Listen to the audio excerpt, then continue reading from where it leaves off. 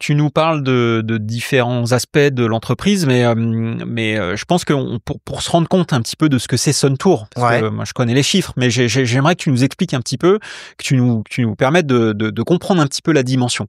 On parle de quelqu'un qui fabriquait finalement 100% de la production Marzocchi à un instant donné, à la fin. Aujourd'hui, c'est quoi Suntour? Ça représente quoi? Tu peux nous donner un peu quelques chiffres? Alors donc Suntour, en gros, le headquarter, donc ils viennent comme Shimano du Japon, c'est des Japonais. Le headquarter maintenant est à Taïwan, donc la maison mère est à Taïwan, et on a 4 usines, 2 en Chine, une au Vietnam, et donc l'unité de production haut de gamme pour Suntour et DVO qui est à Taïwan. Derrière ça, on a des offices comme le SSF, mais on a différents offices européens qui s'occupent du service. Parce que la priorité de Suntour, c'est le service, vu le nombre de fourches qu'on produit. Et en termes de quantité, pour donner des valeurs, quand on était au top chez Marzo, c'était 800 000 fourches. Là, j'ai à peu près des chiffres des concurrents, on va dire qu'on faut mettre entre guillemets, mais en gros, on va dire Fox, c'est 1 million de fourches, RockShox, c'est à peu près 2 millions. Nous, à l'après-Covid, on était à 13 millions. Donc, c'est énorme. On est le seul et unique fabricant de fourches. Quand je dis fabricant, on fabrique nos plongeurs, nos castings. Enfin, il y a peut-être les joints qu'on fabrique pas, mais nous, on n'est vraiment pas un assembleur. On est un fabricant. D'ailleurs, à l'époque, on a fabriqué des castings pour la fourche Specialized, la double T, c'était nous qui fabriquions le casting. Bah ouais, parce que fabriquer un casting, faut payer le moule, etc. Donc nous, on est vraiment le plus gros constructeur de suspension au monde. Dans le vélo, ça, c'est sûr. Donc en termes d'application, donc t'as le vélo, donc t'as quoi? T'as du VTT, t'as du urbain, t'as du urbain. Alors on a une très très grosse présence évidemment dans la mobilité, parce que Suntour se veut comme je l'ai dit, veut être par la suite un des acteurs qui a aidé la mobilité. Donc ils ont vraiment cette chose-là de dire ok, le haut de gamme. Ok, on est champion du monde de cross-country, médaille olympique, etc. On a gagné des manches de Coupe du Monde avec Fayol à Lourdes, avec la Rux. On fait 2 à Cairns avec Mick, à 9 ou 8 ou 9 centièmes de Lolo. On est monté sur les podiums. Et à un moment donné, on avait de la Suntour sur les podiums. Mais on se sert de ça pour créer de la suspension, mais vendre dans le très très haut de gamme. On sait que le marché, il n'est pas super important. Mais par contre, être un acteur de faciliter les gens à prendre leur vélo, à mettre de la suspension facile à utiliser, etc. Ça, on veut vraiment être un acteur de ça. Et ça, on veut pas sortir de ce créneau qu'on a là. Je sais pas mais je pense qu'on représente au moins 70% des fourches de mobilité. Quand je dis mobilité, cargo, mais déplacement. La NCX, la XR. Nous, il y a une fourche comme la XCR, XCT, XCM. C'est même pas des fourches qu'on vend, c'est des fourches qu'on nous achète. On en produit 11 000 par jour. Et comme me le dit toujours mon boss, Steph, c'est facile d'en produire une. Mais d'en produire des millions, c'est pas le même métier. C'est le bureau des méthodes qui doit être fort. C'est pas le bureau d'études. Moi, j'ai toujours dit, à SolidWorks, dessiner un pont entre la Terre et la Lune, c'est facile. Mais quand il faut le réaliser, c'est autre chose. Puis l'industrialisation, c'est un autre sujet. C'est l'industrialisation. On le voit au niveau du SAV. Quand on balance depuis des années plus de 10 millions de fourches sur le marché, si ton process industriel, tu le maîtrises pas, mais c'est la catastrophe. C'était une grande force, enfin plutôt une grande faiblesse de Manitou à l'époque, qui savait faire des super pré-séries qu'on testait et mais génial. Voilà. Sauf qu'en grande série, on est tous capables de fabriquer une seule fourche qui marche bien. Enfin, si on n'est pas capable de le faire, faut pas arrêter, faut pas être dans la suspension. Tu veux dire qu'on peut tromper 1000 fois une personne? C'est compliqué. Mais non, mais voilà, okay. C'est un autre métier, c'est vraiment. Et finalement, pourquoi, pour continuer l'histoire, pourquoi Suntour est venu me chercher? Parce que moi, j'avais une vraie connaissance dans l'engineering, mais dans le bureau des méthodes, c'est Shonan, là, il est super fort, ce mec. C'est-à-dire que moi, mon piston de R2C2, un jour, il m'appelle, Shonan, il me dit, Steph, faut arrêter, là. Le piston, on achète la matière aluminium, on l'usine, tu te rends compte que je jette du copeaux? Bah, j'ai dit, oui, mais je vais te montrer une technique de fritage. Avec des angles de dépouille qui vont bien, le truc boum, boum, boum, tu fabriques des cakes. Et le piston, il est aussi dur, il est aussi bien et va même mieux parce que tu as les angles de dépouille qui facilitent le flux hydraulique. Mais si tu n'es pas au courant, et là, finalement, tu te rends compte d'un truc, c'est que Steph, quand tu dessines des trucs, faut pas dessiner ce que tu veux faire, c'est comment tu vas les industrialiser. Faut que tu penses bureau des méthodes et pas engineering. Et c'est quelque chose que j'ai vraiment appris parce que quand on était chez Marzo et Kumbo, quand ça allait pas, on descendait en bas, on changeait les process parce qu'ils étaient en bas. Mais là, c'est à chaque fois que tu dois aller à Taïwan, bonjour. Et donc, du coup, j'ai commencé à fabriquer le lunaire, du air, à faire des amortisseurs pour en revenir parce qu'à un moment donné, je leur ai dit, si on fait du haut de gamme, faut qu'on en vende. Mais quand on va voir les constructeurs qu'on n'a pas d'amorto, comment on va faire? On en a des amortos, me disaient, ouais, mais je leur dis, on peut pas les régler. Enfin, je dis, on peut pas faire les setups internes parce qu'ils sont pas démontables. Mais ils me disaient, mais pourquoi ils ont besoin des démontables? Attends, les cinématiques entre le ratio de 2, le ratio de 3, le ratio de 4, etc. Il y a un moment donné, tu prends l'amorto, tu le mets sur un vélo, il marche pas. Donc, il faut qu'on ait des amortisseurs, qu'on puisse démonter, qu'on fasse des setups. Okay. Ah, ils me disent, allez, vas-y. Et puis, me voilà reparti. Et puis, du coup, on a commencé à toucher. À l'époque, il y avait Karim qui roulait pour BH. Je suis allé voir le chef de produit. J'ai dit, Karim, essaye-moi l'amorto. Il essayait l'amorto. Il me dit, putain, Steph, ton amorto, il marche bien. Il en parlait au chef de produit. Il disait, attention, Suntour, ils ont des amortos qui marchent très bien. Et du coup, Nicolas, le chef de produit de BH, il me disait, OK, on va peut-être pas faire le setup de Karim parce que c'est un setup de race. Mais si déjà on a une bonne base, on fait un setup. Et hop, on le monte sur les gammes. Et en fait, le fait d'amener des amortisseurs, je leur ai fait comprendre au management que j'allais pas leur faire vendre des amortisseurs. Non, j'allais leur faire vendre des fourches à l'avant. Parce que c'était le combo qui allait ensemble. Tu vois? Et voilà, c'est toute une démarche. C'était différent comme philosophie. Mais c'est une philosophie, finalement, que je respecte. Parce que Suntour, ce qu'ils veulent faire, eux, c'est pas le meilleur produit du monde. C'est ce que tu mets sur la table, le meilleur ratio. Ce que tu mets sur la table, est-ce que tu obtiens? Parce que finalement, faire une fourche à 4 000 €, on peut le faire. Tu as 4 000 €, tu as de la marge. Tu peux mettre de la technologie.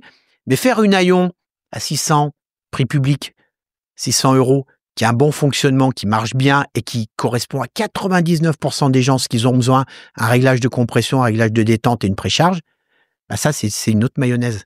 Mais pour autant, on a quand même besoin du haut de gamme et de la compétition. Toujours. Pour de la visibilité, de la crédibilité. Est-ce que c'est ça, du coup, qui fait quand même aujourd'hui vendre des suspensions et notamment aux OEM? Alors, OEM, c'est le seul. Les assembleurs, les marques en direct. Alors, pour les OEM, oui et non, mais moi, c'est le seul dénominateur que j'ai trouvé. J'ai dit à Suntour, pour le management, il faut aller en Coupe du Monde, il faut aller faire de la compétition pour développer des produits haut de gamme, pour pouvoir par la suite le vendre.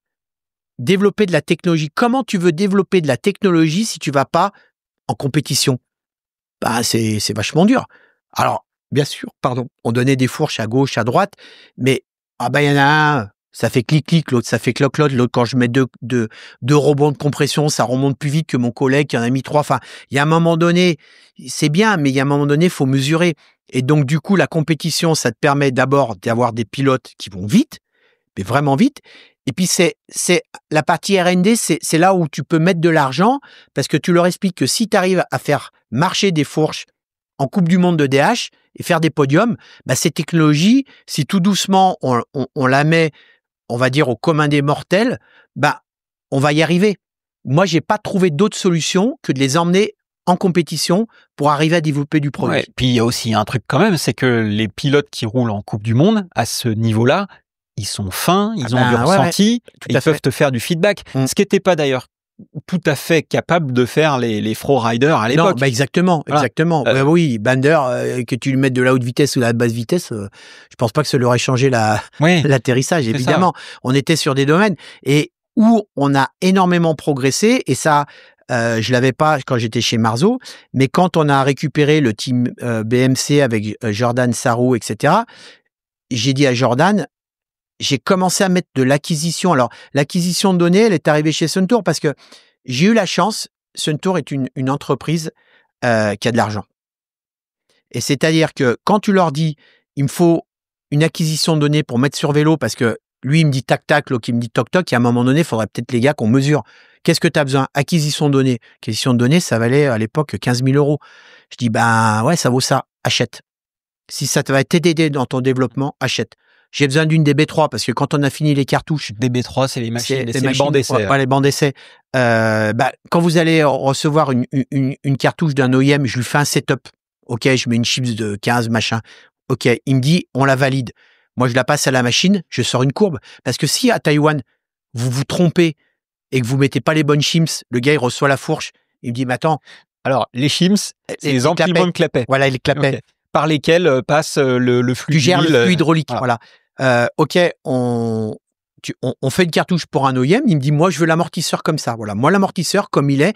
Moi, quand je vais voir les OEM et que je fais du développement, c'est pas moi qui veut l'amortisseur comme ça, c'est le chef de produit.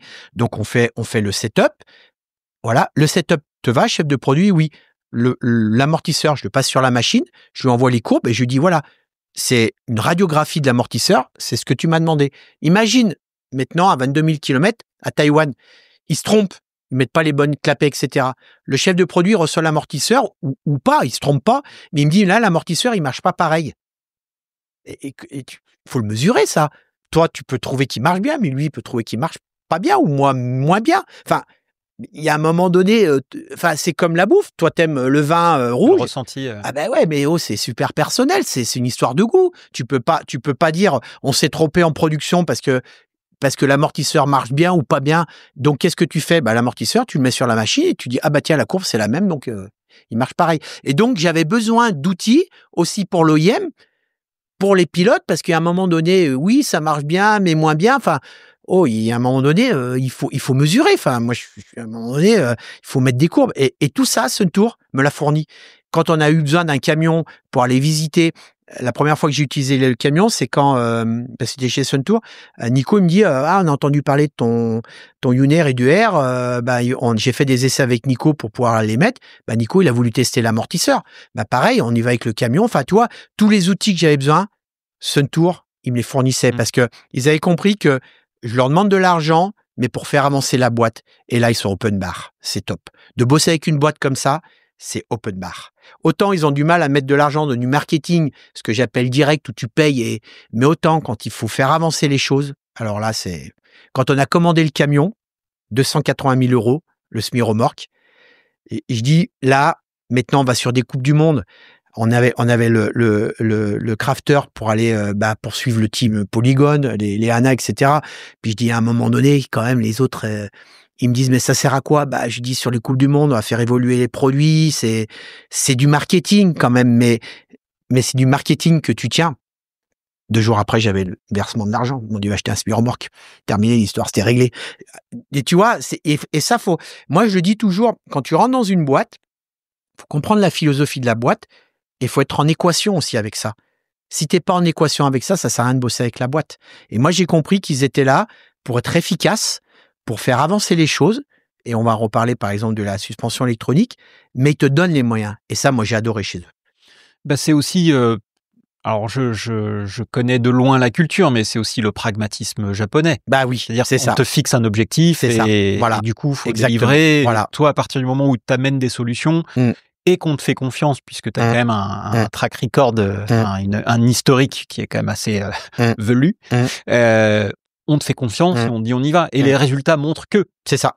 D'ailleurs, en parlant de résultats, il faut que tu nous expliques. Une petite anecdote, quand j'étais chez Suntour, je vois une MTS, la même que chez Marzo, là, c'est une bécane, c'est plus gros que la DB3, hein, c'est un truc hydraulique, c'est monstrueux, hein, ça fait la moitié de la taille de la pièce, c'est une machine hydraulique qui va te permettre de faire de l'alternative, de la basse vitesse, de la fréquence très élevée, surtout de la fréquence très élevée.